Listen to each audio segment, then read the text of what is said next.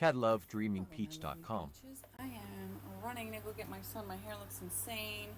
Let's see. There's the time. It's 5:24 p.m. August 1st. Goodbye, July. Happy August. And I'm going to go pick up my son from the library. What I really wanted to talk about, though, is, are you your own witness self? Are you your own witness self? What does that mean? Are you the witness to your own self? Do you experience what it feels like? Do you experience what it feels like to be able to witness your own thoughts, your own actions, your own behavior, the way you show up, the way you think and feel? Are you the witness self to yourself when you're the only one who's there? There's nobody there to witness you but you. That's what I'm talking about. Do you pay attention to how you show up when you're the only one there watching yourself? Do you care about what you're thinking and feeling? What you're eating, what you're watching? Do you care about what you're doing when nobody but you is looking? Do you consider that you are looking at yourself when nobody else is looking but you? I'm gonna see if I can do this while I drive to the store. Let's see, I'm gonna mute that. I'm driving to the library. Do you care about what you think about yourself? And do you consider that you being your own witness? You being the witness to what you think and do and feel inside your own mind, inside your own life, inside your head.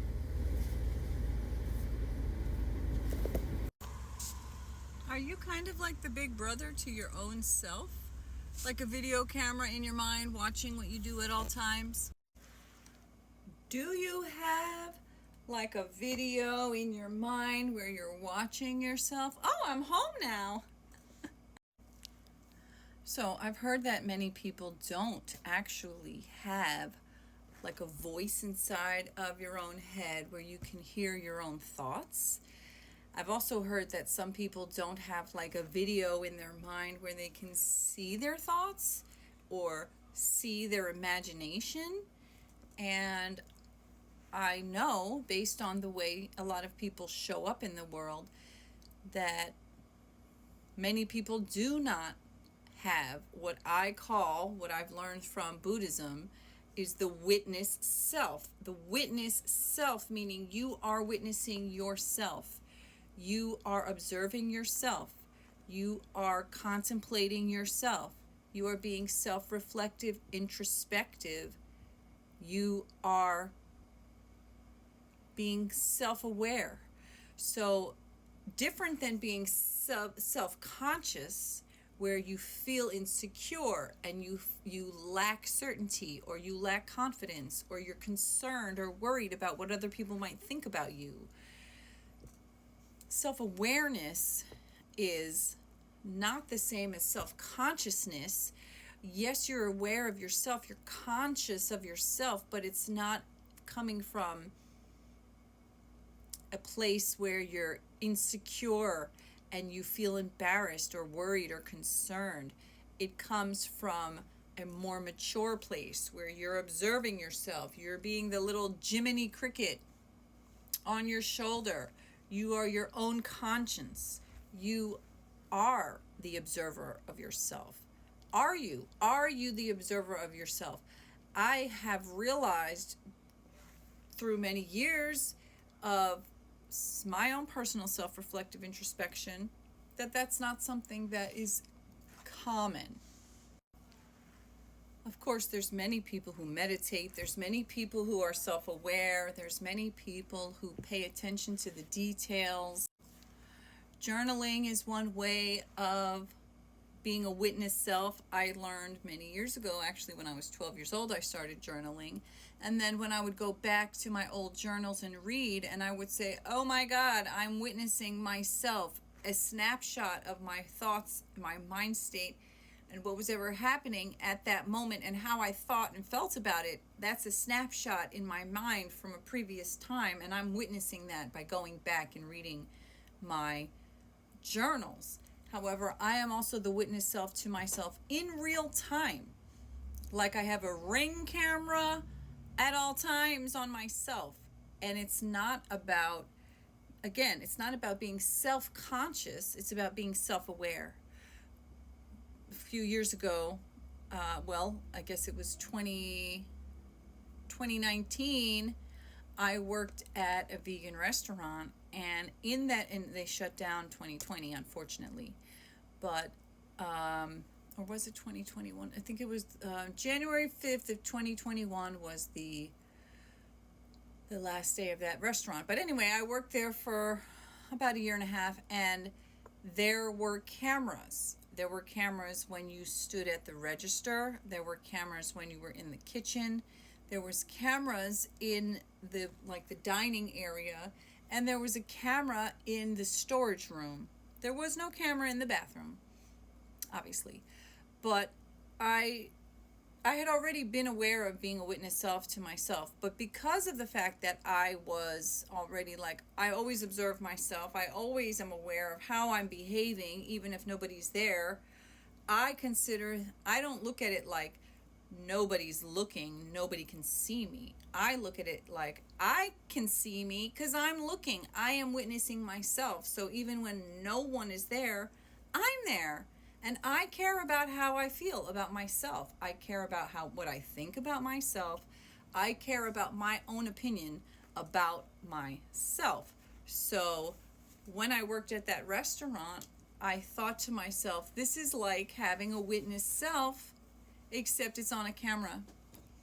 And I didn't feel uncomfortable about it at all, because I felt like, the first couple days I was like, this is so awkward, knowing that everything I'm doing is on camera, on film, and it was for the safety of the restaurant and everything, so I wasn't offended by it. And in fact, I used it to train myself to be more conscientious, more self-aware, and to really just think of it as my own conscious, my own little Jiminy Cricket, my own witness self. And for people who don't necessarily automatically have a witness self or don't even know about it, this is my suggestion to you. You can imagine that you are recording yourself, that you have security cam on yourself, and then but you are the one who is in charge. So when you review the footage in real time, or in looking back at how you've behaved that day or that week or that month or any time, hopefully you can take that information and use it to improve how you show up, to show up the way you want to show up next time. Let's say you're looking at the security footage of how you showed up in a situation earlier today or some other time, and you really regret it.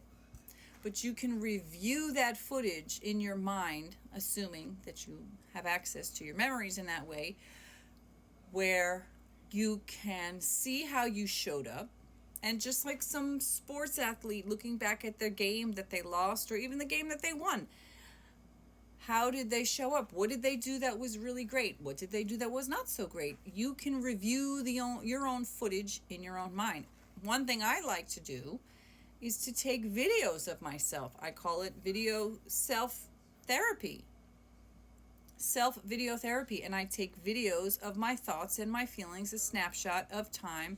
And then when I watch it back a year later, a week later, a month later that same day, whatever it is, I learn from myself and I see how I've evolved. I see where I need to grow further, and I can come up with a curriculum for that growth. So these are my thoughts about being your own witness self. Let me know if you're interested in more on this. Thanks. See you. Bye.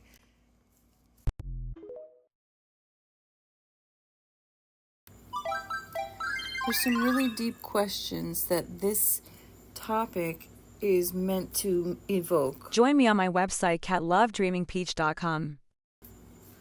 So these questions are important to ask ourselves in the general sense, in all different circumstances in our lives, personal, professional, romantic, financial, our body health, our mental health, our spiritual health, and beyond that, our political health and well-being. And what I really want to ask people who believe that Trump is a good candidate is, are you being your own witness self? Are you noticing what it is that you believe in?